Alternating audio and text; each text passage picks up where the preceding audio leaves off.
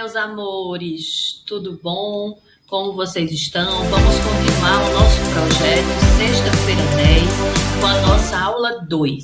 A nossa aula de hoje é como o controle de constitucionalidade ele se desenvolveu nessa Constituição de 1988. E é importante a gente ponderar no nosso encontro, primeiro paradigma. A Constituição de 1988, ela estabelece o que a gente chama de um constitucionalismo de transformação social. Então, é uma Constituição que nasce a partir de um movimento constitucional específico. Esse movimento constitucional específico, para alguns, como por exemplo para Luiz Roberto Barroso, denominado de neoconstitucionalismo, um novo olhar sobre o direito constitucional. É um movimento que tem como referencial teórico o pós-positivismo jurídico e que, consequentemente, vai aproximar a interpretação do Poder Judiciário da realidade social e dos padrões de ética e moralidade.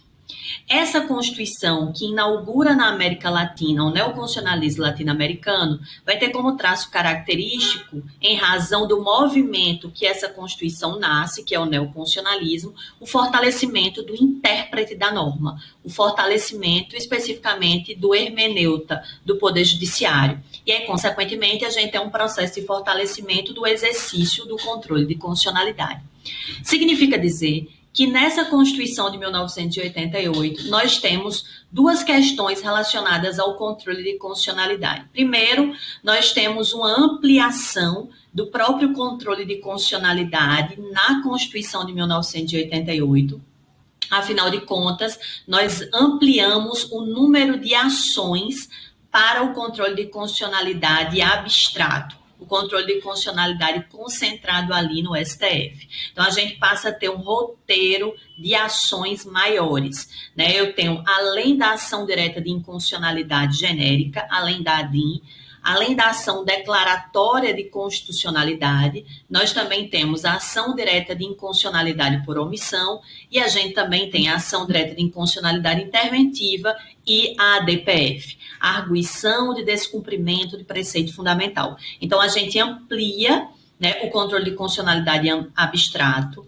Há um processo de maior democratização do próprio controle de constitucionalidade difuso, aquele em que pode ser reconhecido em qualquer tribunal e em qualquer instância. E nós temos também, no controle de constitucionalidade abstrato, a ampliação do rol de legitimados, daqueles que podem ingressar com a ação de controle de constitucionalidade diretamente ali no Supremo Tribunal Federal, quando a gente está falando de controle de constitucionalidade concentrado na esfera federal. Então, o artigo 103 da Constituição traz um rol de legitimados, que podem ter a possibilidade de ingressar com as ações do controle de constitucionalidade concentrado diretamente no Supremo Tribunal Federal. Então, nessa Constituição de 1988, a gente tem uma ampliação dessa perspectiva do controle de constitucionalidade. Tanto o aumento, a ampliação das ações do controle de constitucionalidade abstrato, como também uma democratização, um fortalecimento do controle de constitucionalidade difuso, daquele que acontece via ação de forma incidental, a partir de uma lide, de uma contenda que é posta. Incidentalmente, a gente vai enfrentar o debate do controle de constitucionalidade de forma difusa, e também a gente passa a ter uma ampliação do rol de legitimados para a propositura das ações do controle de constitucionalidade abstrato ou concentrado. Então, em 1988, a gente tem uma ampliação dessa perspectiva do controle de constitucionalidade e, consequentemente, a gente passa a ter um processo de fortalecimento do próprio Poder Judiciário, especificamente do hermeneuta da norma, daquele que tem a guarda precípua da Constituição de 1988, que, como estabelece o artigo 102 da Constituição, é o Supremo Tribunal Federal. Mesmo que esse Supremo Tribunal Federal não seja o único que tenha que guardar a Constituição, já que tanto o Poder Executivo quanto o Poder Legislativo tem também a função de fazer a guarda dos valores constitucionais sedimentados em 1988. O Supremo Tribunal Federal é o guardião precípuo, porém não é o único. Afinal de contas, os demais poderes constituídos no ambiente da República, o Legislativo e o Executivo, também têm a função de guardar esses valores constitucionais, para que a gente possa manter viva o que nós falamos no nosso encontro anterior, né, que é essa alma constitucional efetivamente ativa, pulsante, para que a gente possa manter exatamente isso aqui, né, que é a supremacia constitucional. A supremacia constitucional, como a gente viu no nosso encontro anterior, é exatamente aqueles valores que sedimentam a construção da República Federativa Brasileira, que sedimentam, né, os valores dessa democracia constitucional inaugurada em 1988. Então, essa Constituição, ela vai ser dotada dessa supremacia, desse arcabouço valorativo do texto, e essa supremacia ela vai ser mantida por dois instrumentos de supralegalidade, como a gente viu no nosso encontro anterior. Um deles são as cláusulas pétreas, aquele núcleo duro, né, intangível, que não pode ser alterado para restringir ou revogar aquelas cláusulas previstas no artigo 60, parágrafo 4º da Constituição de 1988, e um outro instrumento de supralegalidade que mantém esta alma constitucional ativa é exatamente os instrumentos do controle de constitucionalidade. Por essa razão, é que nessa Constituição de 1988, que inaugura, né, no sistema jurídico um novo país, a partir de um processo de transformação constitucional, rompendo laços com a estrutura constitucional anterior, é que esse sistema ele precisa ser pensado e desenhado de uma forma hierarquizada. E aí os valores de composição desse ordenamento jurídico, e como a gente precisa raciocinar o direito, partirão do que está previsto dentro do texto constitucional, exatamente por esse texto constitucional ele ser dotado dessa supremacia, desses valores. E esses valores eles precisam continuar ativos, vivos e protegidos a partir tanto do controle de constitucionalidade quanto das cláusulas pétreas. E aí é importante a gente centrar um conceito estabelecido e fortalecido no Brasil com essa Constituição de 1988. Dentro da perspectiva do controle de constitucionalidade, há o que o Supremo Tribunal Federal denominou e pacificou de bloco de constitucionalidade. Então, essa Constituição de 1988 ela é dotada de supremacia, ela é dotada de valores específicos e pré-estabelecidos, e essa supremacia constitucional, né, do texto constitucional, ela precisa ser mantida ativa a partir do controle de constitucionalidade que protege a Constituição contra atos normativos que violam a sua própria supremacia, ou seja, que violam os próprios valores, né, ou que, de repente, violem as disposições do artigo 60, parágrafo 4º do texto constitucional, que estabelece as cláusulas pétreas. Isso significa dizer que a gente tem que pensar o sistema jurídico de forma hierarquizada. E aí, o Supremo Tribunal Federal, ao longo do desenvolvimento do controle de constitucionalidade aqui em 1988, né, estabelece especificamente, né, que existe um bloco de constitucionalidade. Por exemplo, aqui eu tenho um cubo mágico, né, como vocês estão vendo, e o Supremo Tribunal Federal estabeleceu que essa Constituição ela é dotada de uma proteção, do que o Supremo denominou de bloco de constitucionalidade, ou seja, qualquer ato normativo, de efeitos abstratos, né, ou qualquer disposição, ou até uma decisão judicial que viole preceitos fundamentais, que pode ser objeto de ADPF, que a gente vai ver, qualquer ato que viole um dos pressupostos, um dos atributos desse bloco de constitucionalidade, ele vai ser passível de ser retirado ali do ordenamento jurídico via os instrumentos do controle de constitucionalidade, seja do controle de constitucionalidade abstrato, quando a gente está falando de normas de sentido abstrato, seja a partir do controle de constitucionalidade difuso. E o que é que significa esse bloco de constitucionalidade, né? O Supremo Tribunal Federal, ele sedimentou o debate sobre esse bloco de constitucionalidade, vocês estão vendo aí na tela exatamente vários bloquinhos como esse, cubo mágico, para a gente não esquecer o conceito. O bloco de constitucionalidade, ele protege a Constituição. Então, se eu tenho um ato né, que viola o texto constitucional. O próprio texto, a própria estrutura do texto precisa ser preservada. Então, o texto constitucional compõe esse bloco de constitucionalidade, de preservação da essência da Constituição.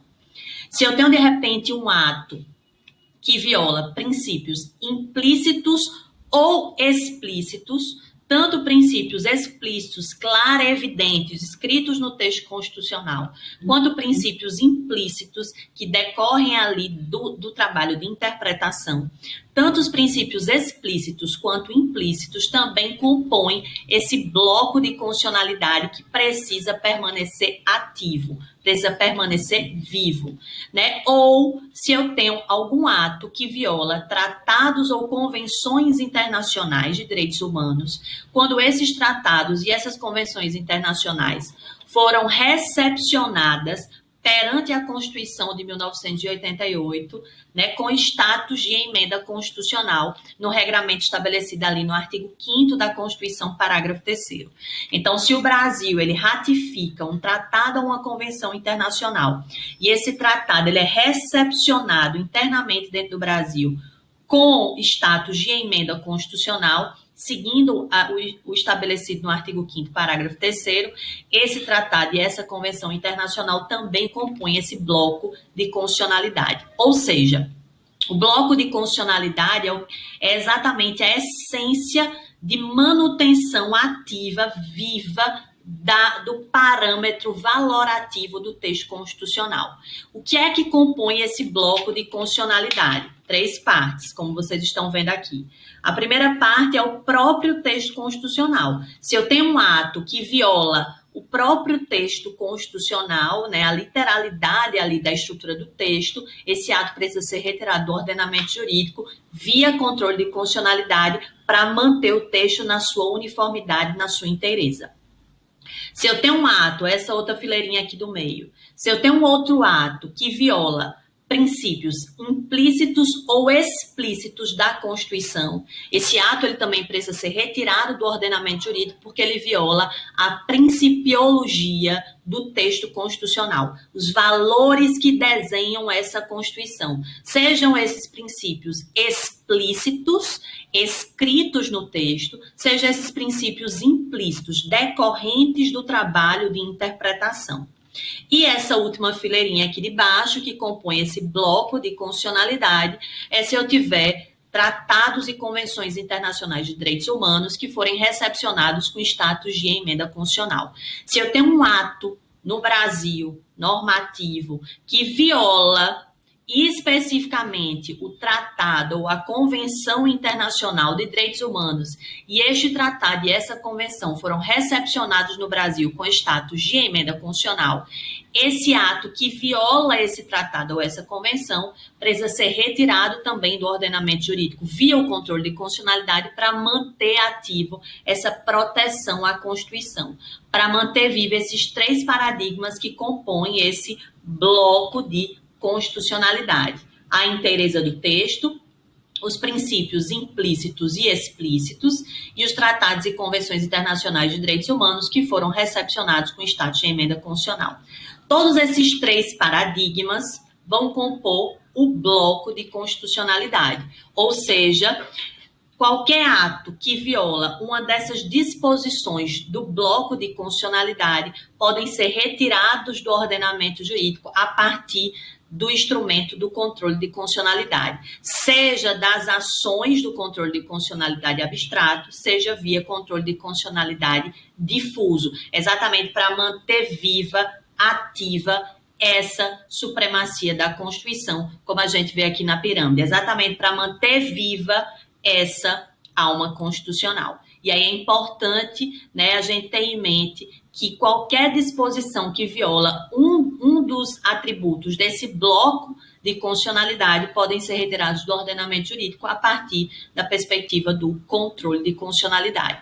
Por isso que nessa Constituição de 1988, né, nós tivemos um processo de fortalecimento do controle de constitucionalidade, exatamente para que essa Constituição, que estabelece um processo de transformação da sociedade brasileira, que é uma Constituição que tem como primado o ser humano, né, em primeiro lugar, depois a perspectiva de estrutura das próprias instituições, até pela própria organização do texto constitucional a gente consegue verificar isso.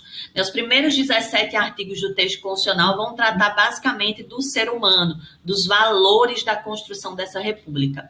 A organização própria do Estado só vai aparecer a partir do artigo 18. Então, é uma Constituição que traz um movimento diferente, um movimento exatamente de transformação dessa sociedade. E todos esses valores que vão compor esse movimento de desenho dessa nova sociedade brasileira, inaugurada com essa Constituição de 1988, precisa ser mantido vivo, ativo. E aí, nessa Constituição de 1988, a gente tem um processo de ampliação do próprio controle de constitucionalidade, seja com a ampliação das ações de controle de constitucionalidade abstrato, com a ampliação do rol de legitimados, de pessoas que podem ingressar com as ações do controle de constitucionalidade abstrato, seja com a democratização do controle de constitucionalidade difuso e o seu próprio fortalecimento. Dito isso, essa Constituição de 1988, ela desenha uma estrutura desse controle de constitucionalidade. E aí, no modelo da nossa Constituição brasileira, esse controle de constitucionalidade, né, é essa estrutura, né, do controle de constitucionalidade. Nessa Constituição brasileira de 1988, eu posso ter dois momentos da realização do controle de constitucionalidade. A gente pode ter o controle de constitucionalidade preventivo e a gente pode ter o controle de constitucionalidade repressivo. O controle de constitucionalidade preventivo, como o próprio nome diz, ele é um controle prévio. Ele acontece no momento em que a norma está em processo de elaboração, ou seja, a norma jurídica, ela não produz efeitos ainda, porque ela está em fase de processo de tramitação. O controle de constitucionalidade preventivo, em regra, ele vai ser exercido pelo Congresso Nacional, né, ou pelo presidente da República.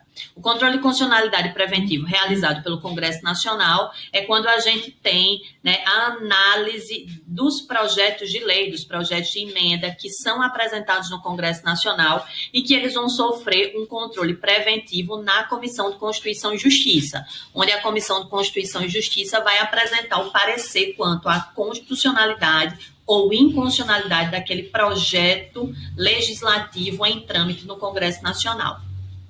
No caso do presidente da República, esse controle de constitucionalidade preventivo, ele vai acontecer a partir do instrumento do veto.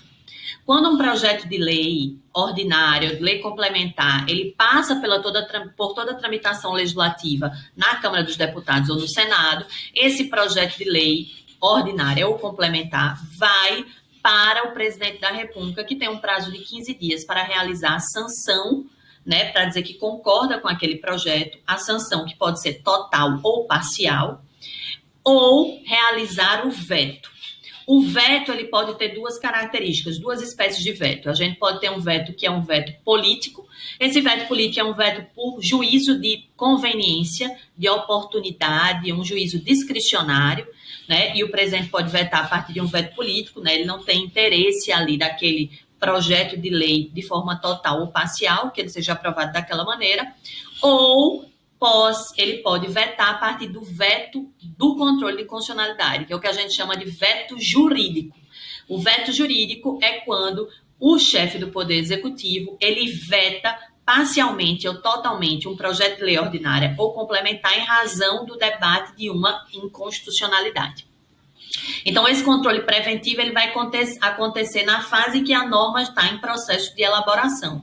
Ou no Congresso Nacional, via a Comissão de Constituição e Justiça, quando ela profere pareceres de controle de constitucionalidade, ou via o veto jurídico realizado pelo chefe do Poder Executivo, né, acerca de um projeto de lei ordinária ou complementar em que o presidente da República veta parcialmente ou totalmente um projeto de lei, exatamente por existir, por entender que existe um debate de inconstitucionalidade. Esse é o controle preventivo.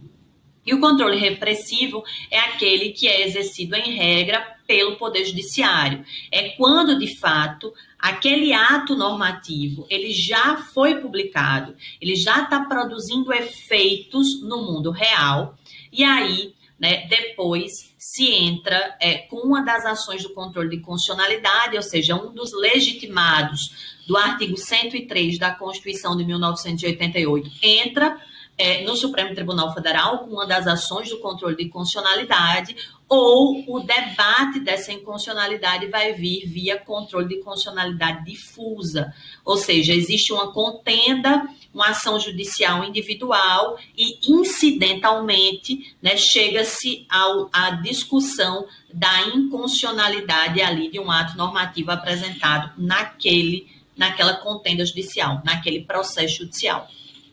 Então, a gente vai ter esses dois momentos de realização do controle. Preventivo, dentro do Congresso Nacional, ou pelo veto jurídico do presidente da República, e repressivo, que é um controle a posteriori, ou seja, depois que a norma já produz efeitos jurídicos, né, que é possível que ela seja retirada do ordenamento jurídico via ou as ações de controle de constitucionalidade abstrato, ou via o controle de constitucionalidade difuso no Poder Judiciário.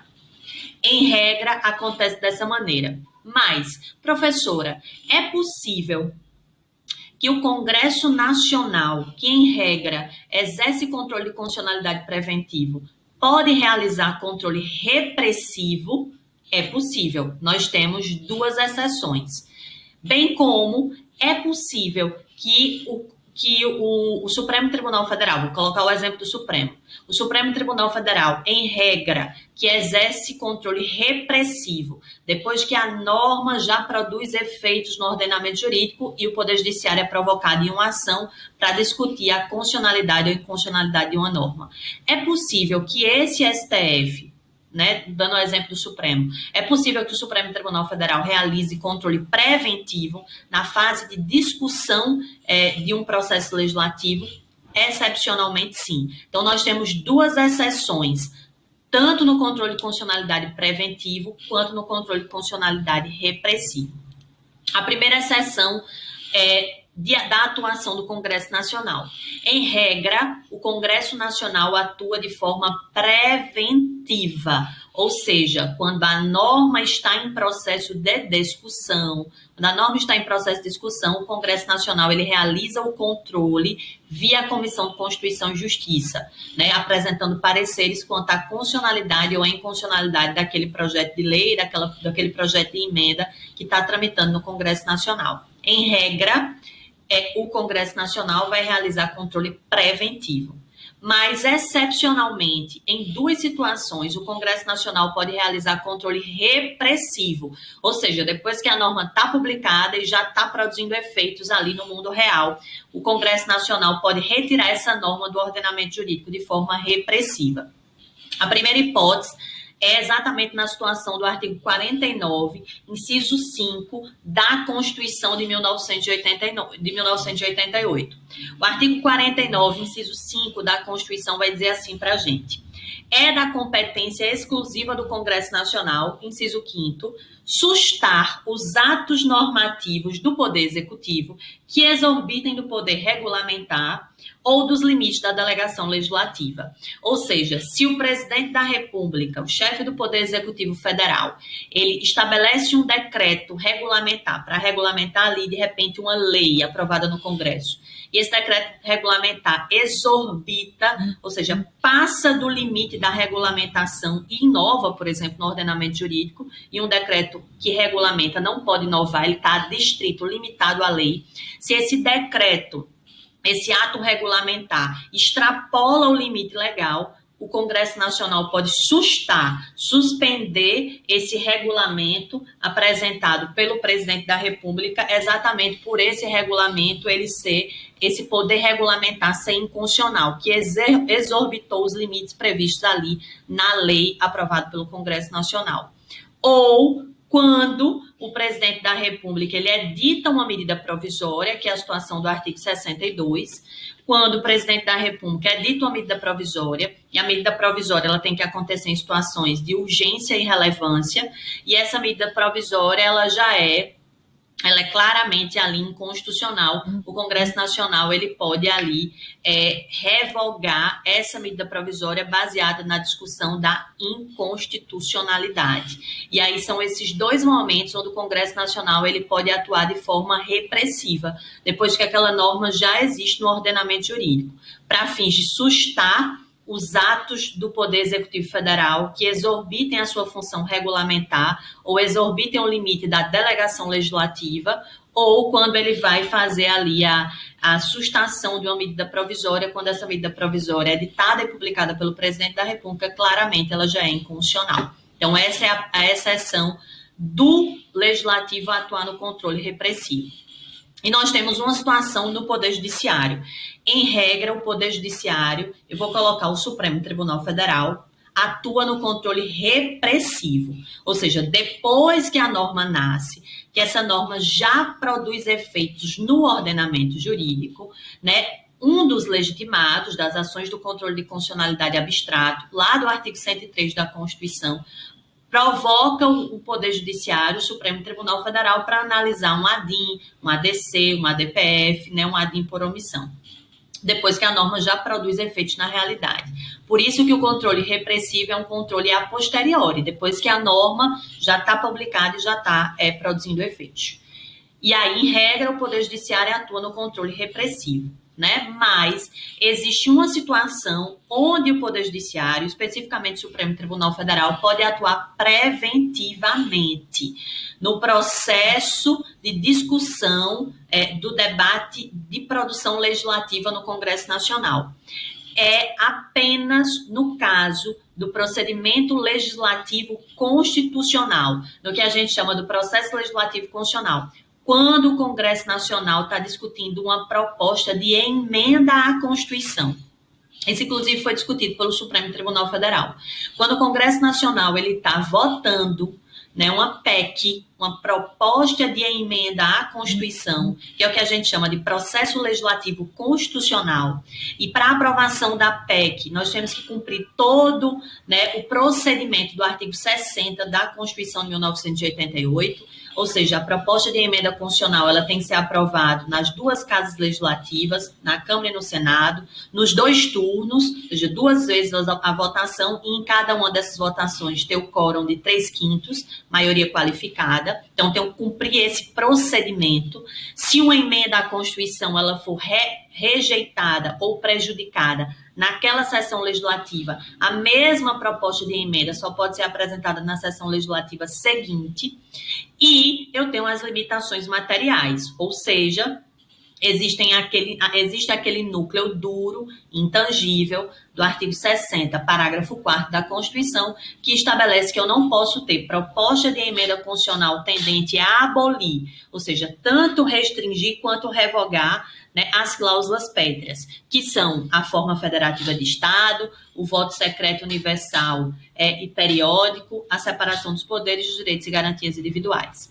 Se de repente o Congresso Nacional está votando uma proposta de emenda constitucional e essa proposta de emenda constitucional, nesse processo de votação, há um vício de procedimento, ou seja, não está se cumprindo aquilo que é estabelecido no artigo 60, ou essa proposta de emenda constitucional já viola as cláusulas pétreas, já são lesivas as cláusulas pétreas, é possível que o Supremo Tribunal Federal, que o Poder Judiciário possa exercer controle preventivo de constitucionalidade, desde que algum parlamentar do Congresso Nacional ingresse com mandado de segurança no Supremo Tribunal Federal com o objetivo de impedir, de travar a tramitação desse projeto de emenda constitucional que já é lesivo às cláusulas pétreas e ao próprio procedimento de aprovação daquela emenda constitucional.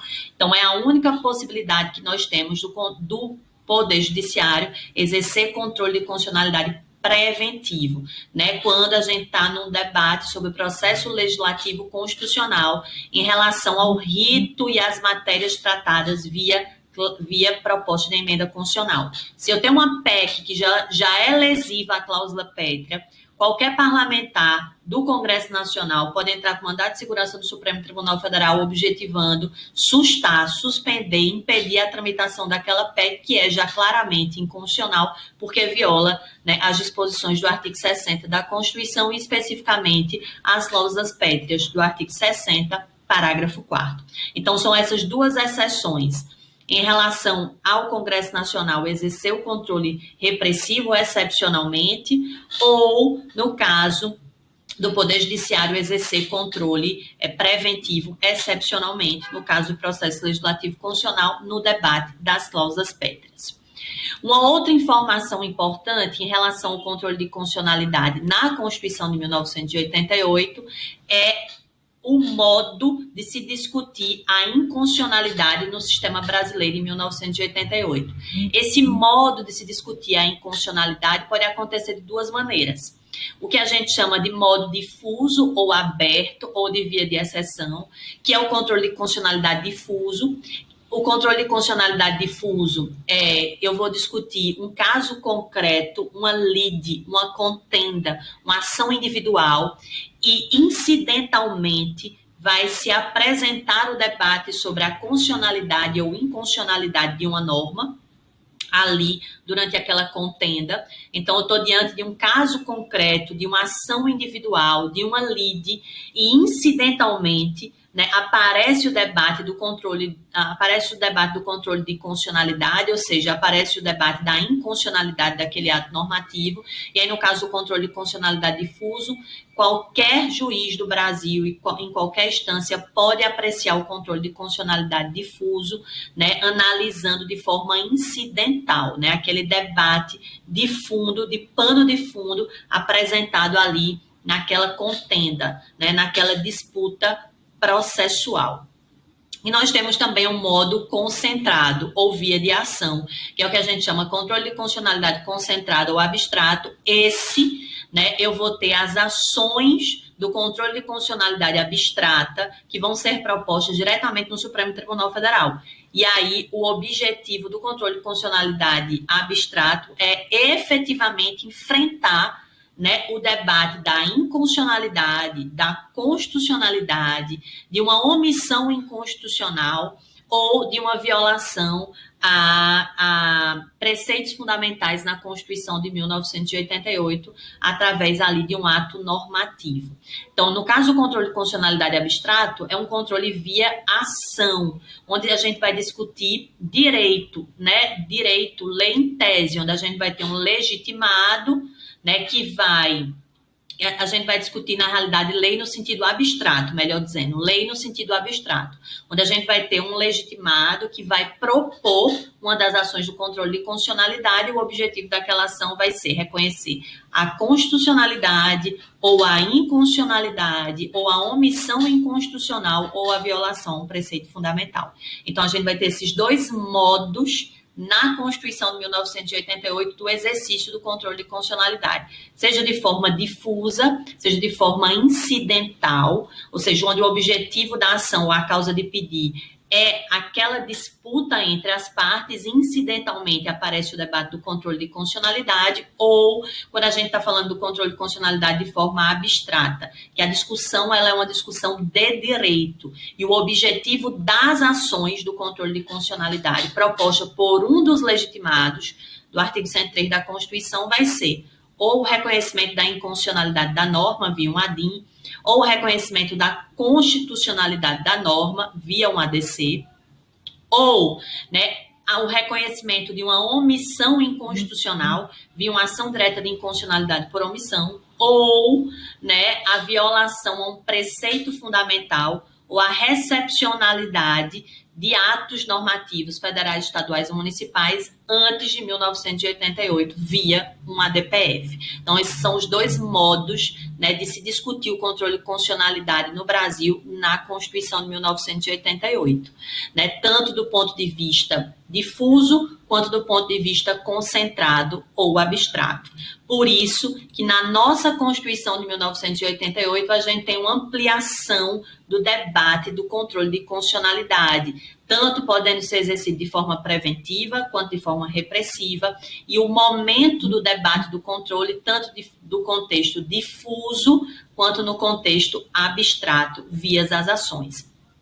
São muitas informações no debate do controle de constitucionalidade, são muitos fios que a gente precisa linkar para fazer isso aqui que vocês estão vendo, que é a construção da ideia. Por isso que o nosso projeto Sexta 10, ele tem uma linha de raciocínio para que a gente possa chegar nas 10 sextas com vocês compreendendo, né, o debate do controle de constitucionalidade no Brasil. O nosso encontro de hoje era para demonstrar exatamente como o controle de constitucionalidade em 1988 ele foi ampliado, ele ganha força.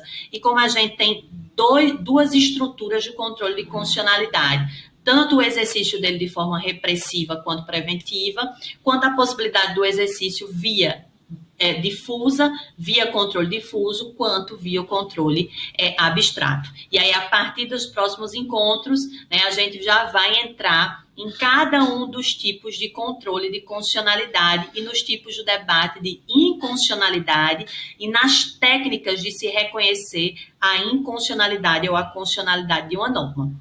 Eu espero que vocês tenham entendido o nosso encontro de hoje, né? Qualquer coisa, deixa as dúvidas aqui para mim nos comentários, que eu vou ter o maior prazer em responder a todos e todas vocês. Compartilhe esse vídeo. Se você não está inscrito no nosso canal ainda, se inscreve no nosso canal, ativa o sininho das notificações para que vocês não percam absolutamente nenhum encontro aqui da nossa Sexta-feira 10, né? E a ideia é que a gente faça a simplificação, a desmistificação do controle de constitucionalidade. Eu espero que vocês acompanhem comigo às 10 sextas, para ao final a gente chegar naquela aula de resolução de questões, seja questões abertas ou objetivas, quanto ao controle de constitucionalidade, que eu quero ver se vocês estão compreendendo, conseguiram compreender a lógica do controle. Então, se você gostou aqui desse vídeo, deixa aqui, né, o seu like, o seu joinha, né? Deixa aqui nos comentários as perguntas que eu vou ter a maior disposição para responder a todos e todas, né? Espero que vocês tenham gostado e a gente se encontra na próxima sexta-feira. Beijos no coração de todos e todas vocês.